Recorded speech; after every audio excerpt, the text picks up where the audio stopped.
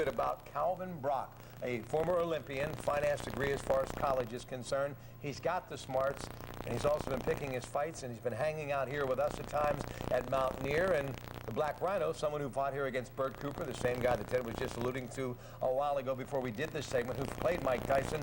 What a fight it was. And then the Cooper-Tyson fight, what a great fight that was. But right now, Calvin Brock's got himself in a position with that defeat against the Black Rhino for a pay-per-view event out in Las Vegas. That may be the next step to a title shot. Teddy.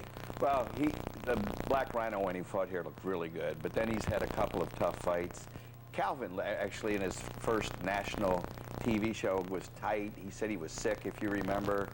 Was really not quite up to snuff, but boy, he proved it this time. I mean, he looked great against really a pretty tough fighter. I mean, the Black Rhino's had some upsets over the last couple of years, but he's still a recognized fighter, and Calvin handled him very easily. So I think it set the stage for a big-time fight for Calvin.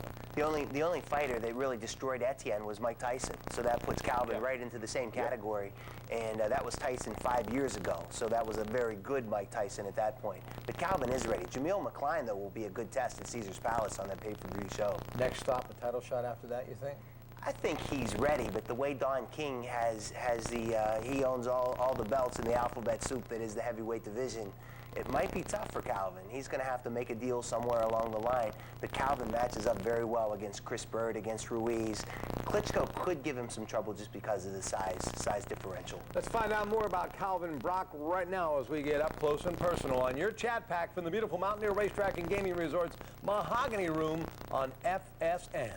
Welcome to the Hotel California, a little slice of boxing heaven in the hills of California, PA. It's an out-of-the-way training facility that attracts some of the best fighters in the country, including former Olympian and top 10 heavyweight, Calvin Brock.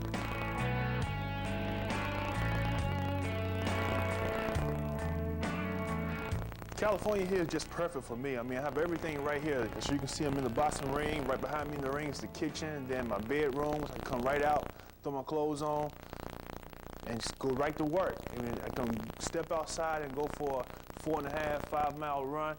Everything is right here, and this is where I like it. You know, before I was taking 25-minute rides to the gym twice a day. That's an hour and 40 minutes worth of driving, shopping for myself, cooking for myself. No, I'm trying to go to the next level and be the heavyweight champion of the world, man. I can't be doing all that. I need everything right here.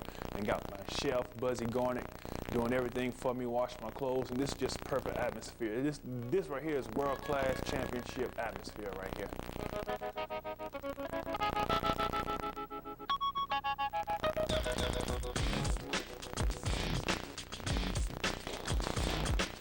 The banking boxer is steadfast in his belief that there is an office for him waiting at the top of the heavyweight hotel, and he plans on checking in the very near future. People still looking for the real champion. I'm the real champion that they're looking for.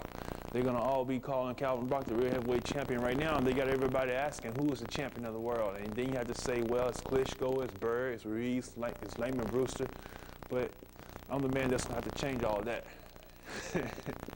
Outside the ring, Brock is affable, soft-spoken, almost gentle. But when the lights go on, Brock extends no quarter, and he takes none. I'm a totally different human being. This, you know, the lion, the tiger come out in me. The gangster come out. The He-Man come out. The killer come out. All that comes out inside the ring. That's where I got to be, man. I got to be mean, tough, and very determined not to take a loss inside this ring. You know, whatever it takes. You know, I want to see my opponent hurt. It's kind of sadistic for me to see my opponent get broken down, see his face get cut open, see him knocked out, clean out of his wits. That puts me on a high, and I know I like that. So that's why. And one thing about boxing, I like to fight, and I can get in a ring and fight and make money and get respect for it. You're watching Sports Talk with the Chat Pack.